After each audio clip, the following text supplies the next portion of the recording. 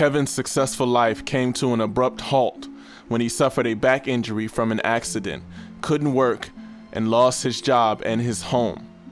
Kevin could no longer afford to take his prescribed pain medications and instead turned to street drugs to ease his pain. Kevin became homeless and lived on the streets for the next 5 years. Of all the situations that Kevin experienced while homeless, being hungry stands out to him the most. Being hungry to me means being alone, being an outcast. To me, there's different levels of hunger. Because like here, we have people that come here that have children.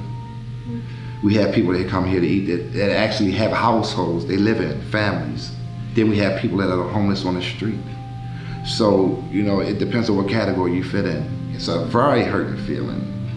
It's very humiliating because no one should have to be like that or feel that way. You're living any and everywhere in vacant buildings, wintertime, no electricity, no running water.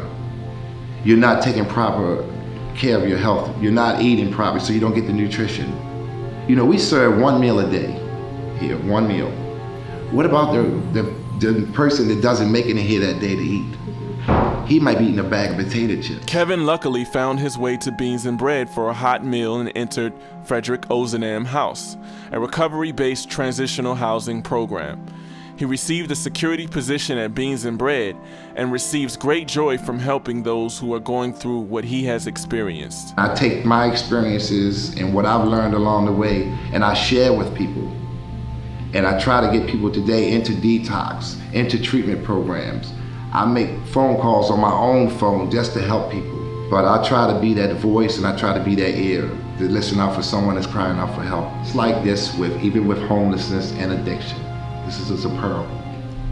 There was a man walking down the street who fell in a hole. His mother came along, he couldn't get out. She couldn't help him get out. The preacher, the father, nobody can help him get out. So one day an addict walks by, a man that's in the same position, he jumps in the hole. And the guy said, "Why are you jumping? I've been trying to get out." He said, "I've been here, I know the way, let's go."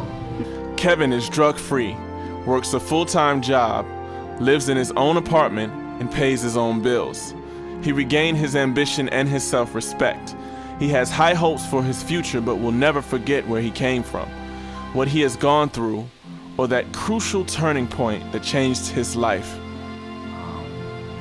People I know died from starvation, dehydration, going in and out of treatment myself, overdosing 3 times myself, incarceration, the shame of my family, the hurt I felt when I couldn't go around people that I know. I would see them, I would go the other way because I looked so bad. My self-esteem was so shot. You get to the point where you just want to die. There's 3 things: jails, institutions, and death.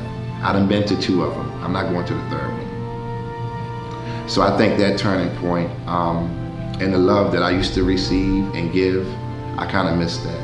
So today, I sit here as a full-time employee of St. Vincent de Paul. I have my own apartment. Had it not been for programs such as the Helping Up Mission, where I started, the Frederick Ozanam House, the people I met along the way, from Loyola, Beans and Bread, I mean, God, I don't know where I would be. Someone gave me a chance, and most of it in part is due to this establishment that I work for today.